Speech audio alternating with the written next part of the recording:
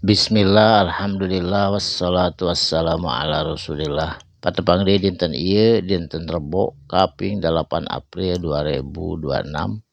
Masih dina suratul Hajj ayat ka genepna, masih nerangkeun ayat anu kamari. A'udzubillahi minasyaitonirrajim. Bismillahirrahmanirrahim. Zalika ari itu kejadian amaliyah manusia. Contohna manusia pepelakan.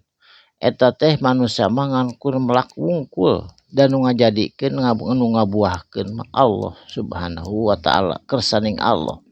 Urang mah timbang melak nyeun pesawat, nyeun mobil, nyeun radio, saya dana oge kersaning Allah.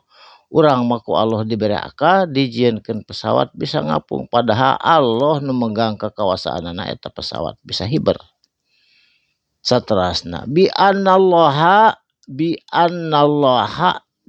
mangka sanyana atawa kalayan sanyana eta ciptaan teh Allah kabeh oge pangersaning Allah. Wa ari itu Gusti Allah al haqqo bener-bener nyiptakeun sadayana.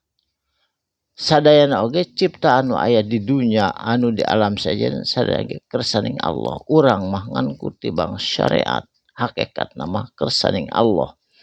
Wa annahu sanyana ari Gusti Allah yuhyi Allah tiasa ngahirupkeun al mauta kana tos maut.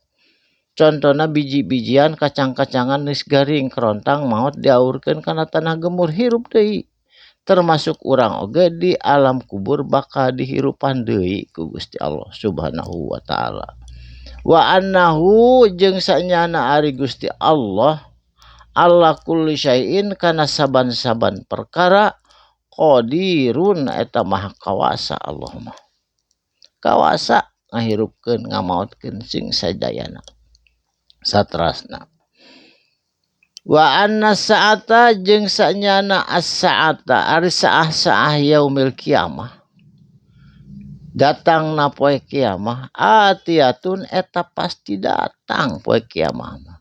Moal diragukeun deui la raiba fiha teu aya karaguan fiha dina kajadianna eta poe kiamah pasti datang terjadi. Wa anallaha jeung sanyana ari Gusti Allah yab'atsu bakal ngahudangkeun Allah man fil kubur ka saha jalma sadayana jalma fil kuburi dina kuburan. Jadi urang teh pamitos dikubur teh bakal dihirupkeun deui, bakal dihisab. Daku engke mah gugah ge lain jasad nu ieu. Aya cenah anu jiga ngoronang, aya nu nangtung, aya nu ngesod, aya nu jiga kebo, aya nu jiga sasatoan tergantung kana perbuatan urang keur di dunya. Saterasna. Wa minan nasi jeung aya di antara manusia may yujadilu anu sok eta manusia teh ngabantah kana kejadian nu bakal terjadi. Contohna di Amerika, di Inggris, di Eropa, di mana-mana seueur ayeuna jalma anu teu percaya kana yen bakalna aya kiamah, teu percaya bakal dibangkitkeun apa kuburan geus jadi rorongkong. Eta umat-umat kafir loba nu teu percaya model kitu. Ayeuna seseueurna nu teu percaya bakal datangna kiamah. Moal aya kiamah, moal dibangkitkeun deui.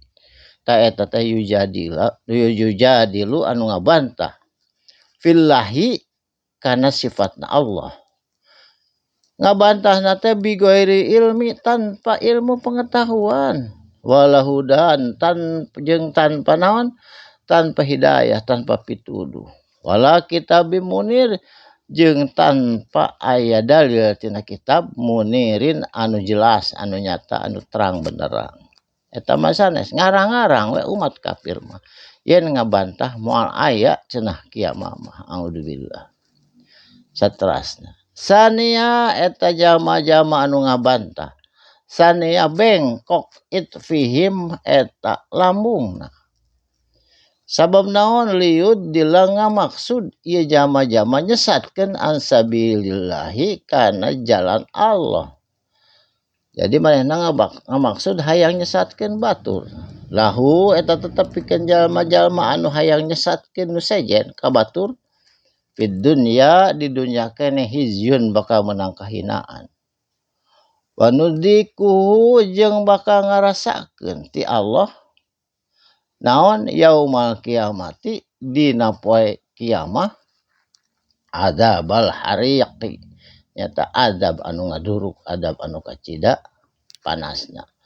Zalika ari itu siksaan Allah, azab Allah bima qaddamat dilantarankeun qaddamatku pagaweanana keur di dunia yadaka kuleungeunna sorangan.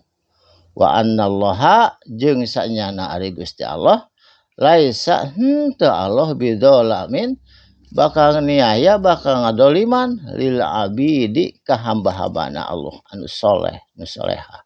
Jadi Allah mah teu nyiksa, eta mah nyiksa nage ku amal perbuatanana sorangan. Allah mah teu dolim, Allah mah teu nganiaya, eta mah nganiaya teh ku amaliyah perbuatanna sorangan keur di dunya. Barakallahu li wa lakum mugi aya manfaatna dinten ieu insyaallah patepang deui dinten enjing dina waktu anu sami. Shadaqallahul azim. Wassalamualaikum warahmatullahi wabarakatuh.